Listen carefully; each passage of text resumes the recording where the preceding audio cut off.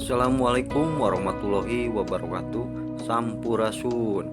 Pemirsa dimanapun Anda berada, selamat berjumpa kembali bersama channel Dedi Blog Kirata Sunda.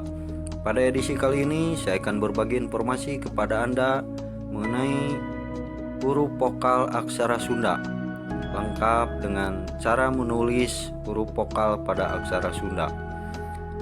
Bagi Anda yang baru bergabung dengan channel ini, silahkan dulu tekan tombol subscribe-nya.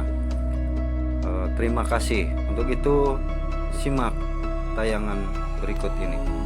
Pemirsa, mari perhatikan cara menulis huruf vokal U pada aksara Sunda ya. Aksara Sunda huruf vokal U. Nah, ini adalah tulisan huruf vokal U ya pada aksara Sunda. Misalnya kita ambil kata ula ya. Ula. Ini aksara Sunda la ya. Nah, aksara Sunda la, ula. Nah, aksara Sunda la ini kalau kita tambah tanda baca pangwisad, yaitu untuk nambah huruf H ya, huruf H. Nah, jadi dibacanya ulah ya.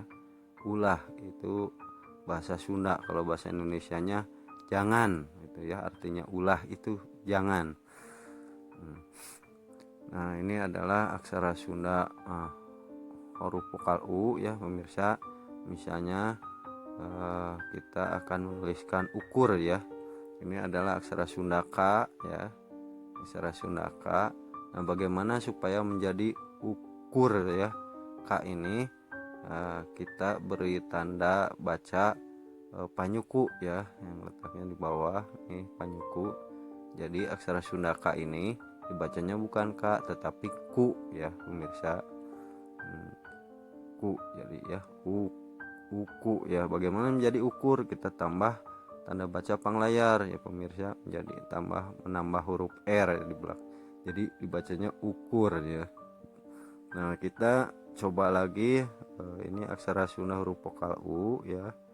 Kita akan menuliskan usaha misalnya kan, usaha.